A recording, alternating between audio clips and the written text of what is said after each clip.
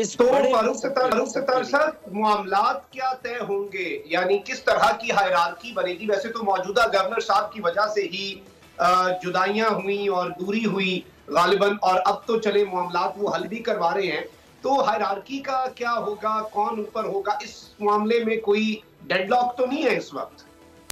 میری طرف سے تو بالکل نہیں ہے، بلینک چیک ہے۔ دیکھیں میں نے پہلے بھی کہا کہ میرا مسئلہ اوکے، سربراہی کا نہیں ہے، نمبر ایک میرا مسئلہ اس بات کا نہیں ہے کہ میری کیا پوزیشن ہوگی۔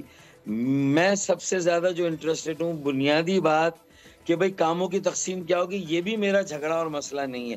میرا جھگڑا اور میرا رائٹ، مسئلہ اگر ہے تو وہ یہ ہے، اور جس کے لیے مجھے لگ رہا ہے کہ اب کچھ وہاں ماحول بنا ہے کہ کامران بھائی جن کی وجہ سے مجھے الگ کیا گیا تھا، اب ماشاءاللہ ان کو اتنا قریب کر لیا ہے ایم کیو ایم نے، اپنا لازمی حصہ بھی بنا لیا، اور انہیں ماشاءاللہ ایک بہت کلیدی اور بڑے عہدے پر فائز بھی کر دیا۔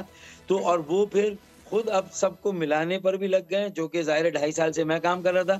میں ان کو سراہتا ہوں ان کی کوششوں کو، اور وہ صرف میرے خیال میں ہمیں ہی نہیں ملنا جو ایم کیو ایم کے جو دھڑے ہیں، بلکہ کراچی کے 3.5 کروڑ عوام، اس کے علاوہ بھی تقسیم اگر ایم کیو ایم ایک ہو بھی گئی تو پھر ہم ٹی ایل پی کو نظر انداز نہیں کر سکتے، جماعت اسلامی کو اگنور نہیں کر سکتے، ہم پی ٹی آئی کو بھی اگنور نہیں کر سکتے۔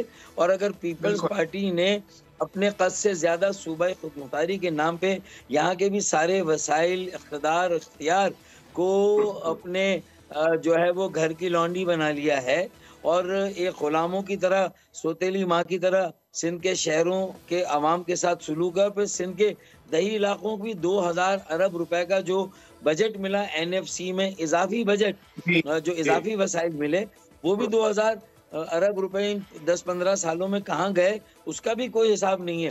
تو ہمیں دیہی سندھ کے عوام کے لیے بھی حساب لینا ہے پیپلز پارٹی سے، اور سندھ کے